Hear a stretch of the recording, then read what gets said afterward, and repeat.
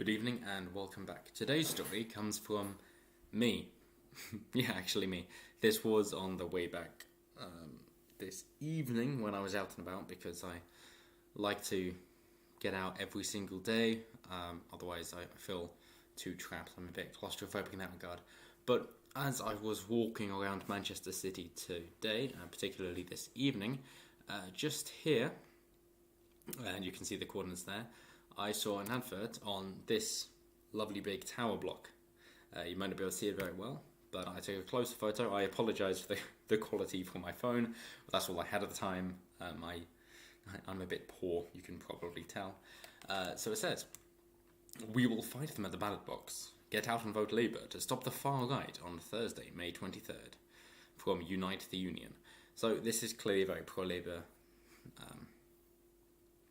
message from Unite the Union. I have had run-ins with them before at a previous job I had.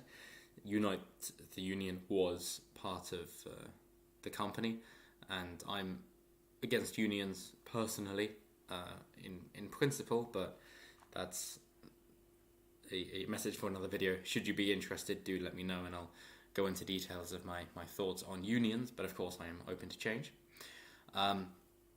And I will follow it up with the other advert they were playing, which was, "This weapon destroys the far right. Keep them out. Get out and vote Labour Thursday, May 23rd. Again, Unite the Union. I just cut off below that because I wanted to get the message. This is pro-Labour, and I find it very fitting that this is on display on this very large tower block. In the background, you see 3 under development, but the main one that you see sticking out is the tallest building in Manchester. It's in Deansgate. It's called the Deansgate Tower. It's one of 4, and it is the tallest, overtaking Cheetham Tower, which is where Holiday Inn is. If you want to find it yourself, then it's there on Google Maps, just there by the Armed Forces Careers Office, funnily enough, which I know Labour hate because they seem to be against anything that is United Kingdom. But I do find it, I suppose, reassuring that they are so concerned that Tommy Robinson is gaining prominence in the Northwest that they feel the need to mention the far right, because obviously they're referring to him. And of course, I know that I disagree with that label, and that I'm sure you do as well, but they have given that and they've invested in this tower block. And I do find it funny that, given Labour is supposed to stand for the working class, that they decided to invest in a message on the side of a city tower block. As you've seen in the distance photo, that there are bus stops where there is an advert there as well, that they could easily have put their message up. And funnily enough, on a lamppost just a couple of blocks back, there is a little sticker saying something along the lines of "Put Tommy where he deserves," and it's got a picture of him in a litter bin.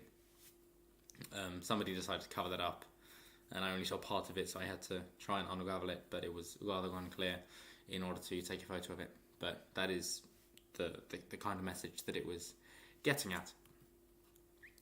But I just thought that, this is a quick video, and I thought it worth mentioning to let you guys know that, hey, good old Tommy, he is making traction in the Northwest, and if by chance you happen to hear this, Tommy, that you're clearly doing a good job, and good on you. And I do think it odd that the far right would not be interested in talking with the public and trying to understand where people are coming from. And the only basis I can find so far for defining the far right is ethno-nationalism and racism in particular. Of course, Tommy is neither of those things.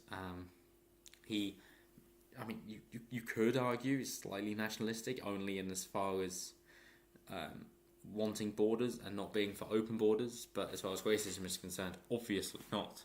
He had a nice little show with Avi Imni against some protesters, and he was being so joyful. It is a joy to watch, and you should really check it out.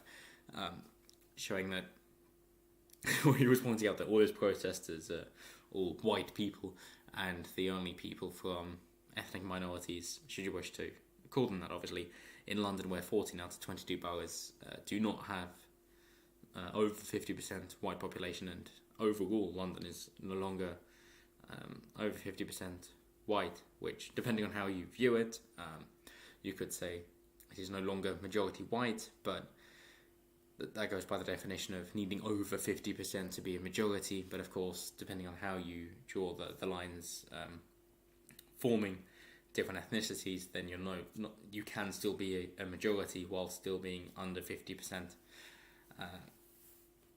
Yes, which as an aside, in case you're wondering, with the 2016 election with Trump, that obviously Hillary Clinton won the popular vote, but Trump won, I believe, 2,600 counties, whereas Hillary Clinton won 400. So that's a nice little data bite of information. But yes, the main point is that Tommy Robinson is obviously doing well, considering that Labour are a bit scared. We have seen in other news that Labour are concerned that they are losing votes to Liberal Democrats because Jeremy Corbyn has not been clear on whether he is for another referendum, as in to try and stay in the EU, or if he's all for leaving the EU. He seems to be trying to appease both sides, and that isn't working for him at all. Obviously, there have been prominent Labour members before him who have set out a very leftist cause for leaving the EU, as it is, it could be argued it's an imperialist organisation that is trying to assert its dominance across other countries without having to be there, or trying to push people there to assert its agenda, which is by definition a very imperialist approach, and all the more reason to leave the EU in order to try and have a smaller government. I am obviously a small seat conservative by nature. I don't agree with any of the major political parties as it stands, and what is nice with parties like UKIP, for example, in fact I think they're the only one, that you can have people who disagree on a different array of issues, but people come together for a united front of free speech and Brexit, and the main things that are important, basically trying to get back to a civilised society in order to be able to decide your own laws. And it may interest you that very near where this massive board was put up or advertised is Deansgate Locks. This was in fact in Deansgate, and personally I have been warned to stay away from Deansgate in the early hours of the morning, like the time is now, because there are so many rates of assaults, muggings, rape, you name it. Just if you're out there alone, then you are screwed, and this is all happening from ethnic minorities as far as I can tell, and I am very intrigued by this, and obviously do fear for my own safety for going there, and have been advised to stay away. However, if I am able to get enough friends of fighting capability, then I would like to go there and record the events early one morning, and if I see anything, obviously call the police and see if they do anything, because from what I have seen and heard so far, police are not willing to get involved in Deansgate Locks at all. That is essentially a no-go area in Manchester, and this poster, for all intents and purposes, was put up very near that, so I thought that worth putting up. Obviously they can't define what the far right is, but the attempt is to just smear people, and this comes in keeping with China's social credit scoring, which has stopped many people from taking flights, for example. If you call someone who owes money, then before the call goes through, there is a warning and a message trying to get you to encourage them to pay back the money they owe if it's been prescribed by a judge. And there are even maps available, or at least apps with maps available to show where people are with low credit scorings, with basic information of name and approximate address, so that you know to stay away from the so-called undesirables. And this is relevant because obviously Operation Dragonfly, which was from Google for China, which they said, oh no, we got nothing to do with that, and oh okay, yeah, you found out that we do have something to do with that, okay, no longer will we have anything to do with that. okay, we've still got something to do with it. You found out again, but this time, guys, really, we've got nothing to do with it. We're cutting our ties. I highly doubt that. I'm sure that they just follow where the money's going, and if they agree with communism or socialism, which for all intents and purposes seem to be the same thing, seeing as socialism just seems to be a stepping stone to communism, then they're going to wish to push that agenda and ideology. But in the UK, as I've mentioned in the previous video, that there was a run out of facial recognition software, and the UK wishes to push this across. And one gentleman who knew about this decided to cover his face and got fined £90.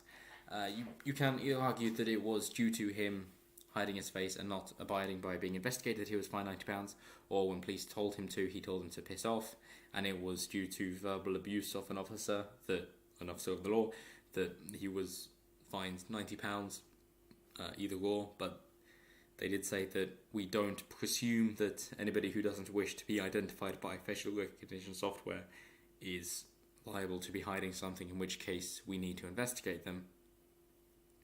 But you can be pretty sure that it is. And I know that there's an argument saying, well, if you're doing nothing wrong, then you have nothing to hide. But for one, well, if I'm doing nothing wrong, then you have no reason to expect that I'm doing nothing wrong, in which case you don't need to investigate me. You can just let me go on my way in a free country, officer. Good day, sir.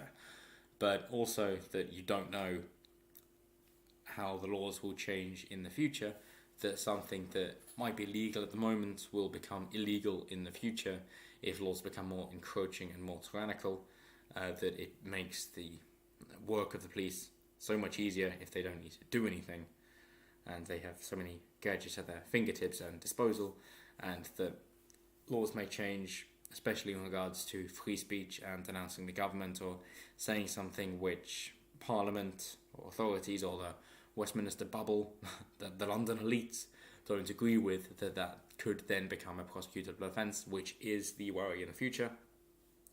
But thankfully, in some ways that they are becoming more lenient with slow reduction in drug laws, but in the UK it is very slow. I know in America, in Denver, that they were, I believe, the first to legalise cannabis. But I do know that in California, medical marijuana has been available for so long, and you didn't need much of a reason in order to be prescribed it. However, Denver has recently legalized magic mushrooms, and I am a huge fan of psychedelics, considering that they are anti-addictive, as in if you take it, you don't want to take it again for a while, and it's also really useful.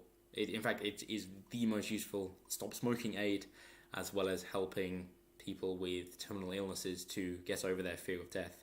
I believe in 80% of cases, maybe 82, but about 80, if they have a transcendent experience. So of course, that's for people with a terminal illness, so they have a reason to take it. But if people are very anxious and have a very neurotic fear of death, then, or an irrational fear of death, then that could be very useful for them as well, based on the same principle, that you feel like you're connected to a higher power and you're much more relaxed and content and get on with doing things. But anyway, that's it for me. The main point is, of course, hey Tommy, you're doing something right. Good luck to you. Anyone in the Northwest, of course, vote Tommy. Anywhere else, I encourage you to vote UKIP, and Sargon of Akkad, Carl Benjamin, is doing a tremendous amount in the Southwest, and his discussions are amazing. Even on the BBC with Victoria Derbyshire, he is an exceptionally calm gentleman. Well done. You've researched all you're doing exceptionally well, and it's amazing to see people come to speak to you in such an aggressive way, for you to then listen to what they have to say. You don't interrupt, you don't interject, you stop other people from interrupting. You listen, you wait till they've completed, you question to see what they understand, and you agree with them on some points, which completely baffles them and amazes them, and often you lead on very amicable terms. In fact, there was one with an anarchist which I thought went exceptionally well in Totnes, but it could be Taunton, I believe, that he agreed on quite a few things until, of course, the very end, and the anarchists' logic seemed very incoherent and inconsistent in particular. But nonetheless, it was a very good discussion, and I particularly suggest that you watch that one. But I'm sure you've seen all his content before finding one of my videos. Anyway, that's it for now. Have a good evening, and I will see you next time. In fact, my next video is going to be very different from normal. It's about memories and what are memories if you can't remember them. So, have a good evening.